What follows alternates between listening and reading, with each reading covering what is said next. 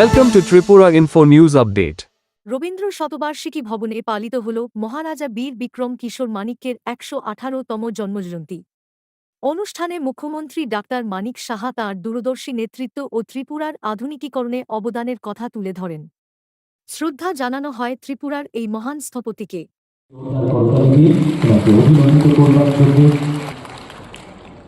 চাদর পরিয়ে শুভেচ্ছা স্মারক তুলে দিয়ে মানপত্র তুলে দিয়ে এবং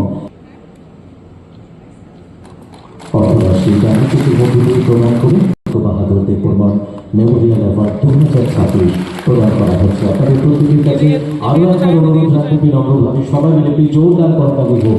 নৈশায় নিচিত তাকাই মাখা ভেন ধর্ম আজাদিতম হাসতে হাঁপানি থাকতে অনেক অনেক অভিনন্দন। আজকে আমরা এইরকম একটা ধারণা ছিল যে উজ্জয়ন্ত প্যালেস, এটা যদি ত্রিপুরা সরকার যদি এটাকে দেখভাল না করতো, কি একটা জরাজীর্ণ অবস্থা থাকতো আপনারা বলুন। আজকে এখানে লেজার শো হচ্ছে, এটাকে সুন্দরভাবে রাখার সবসময় আমরা তার ব্যবস্থা রাখছি। এখানে লাইট অ্যান্ড সাউন্ডের মাধ্যমে মানিক্য ডাইনেস্টির সমস্ত ইতিহাস বলা হচ্ছে। এখানে স্পোর্টসের যে একটা দিকে আছে, দুই দিকে তার ব্যবস্থা রাখা হয়েছে।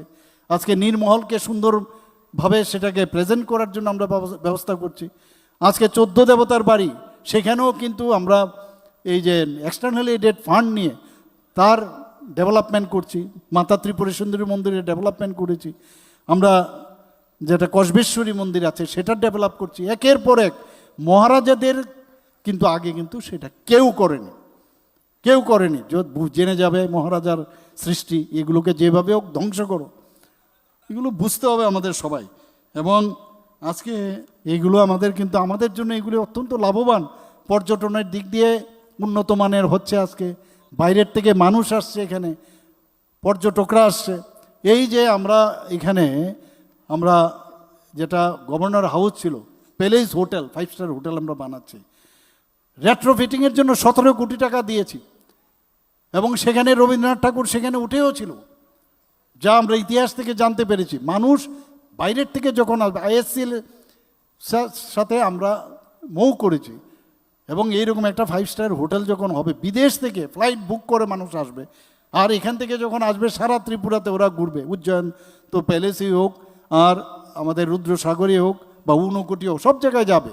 এতে করে আমাদের সেখানে যেমন চাকরিও হবে আমাদের যুব সমাজের, পাশাপাশি ইনডাইরেক্টলিও বহু চাকরি হবে। এখানে বিভিন্ন যেসব যারা ট্রান্সপোর্টের সাথে যুক্ত, বেভারেজের সাথে যুক্ত, তো সেইগুলো আমাদের আগামী দিন হবে।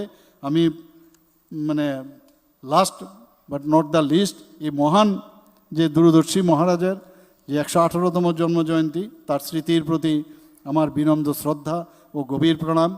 মহারাজার স্বপ্নের যে আধুনিক ও সমৃদ্ধ ও উন্নত এবং নতুন ত্রিপুরা আমরা নাম দিয়েছি, যে গঠনের যে বিকশিত ত্রিপুরা 2047 বিকশিত ভারত, তার সাথে আমরা যুক্ত হব।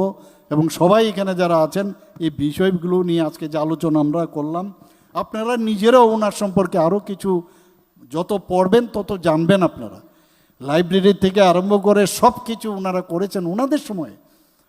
কাজেই এগুলো নিয়ে আলোচনা করলে আমরা নিজেরাও সমৃদ্ধ হব, আপনারাও সমৃদ্ধ হবেন। এবং আগামী দিনের ইউথ যারা আছেন, জেনজি, তাদের বিশেষ করে এগুলো জানা প্রয়োজন। যারা আপনাদেরকে ভুল বুঝাবে তার থেকে দূরে থাকবেন, এই আশা আকাঙ্ক্ষা রেখে আমি আমার কথা বলা শেষ করছি। নমস্কার, জয় হিন্দ, ভারত মাতা কি জয়, বন্দে মাতরম।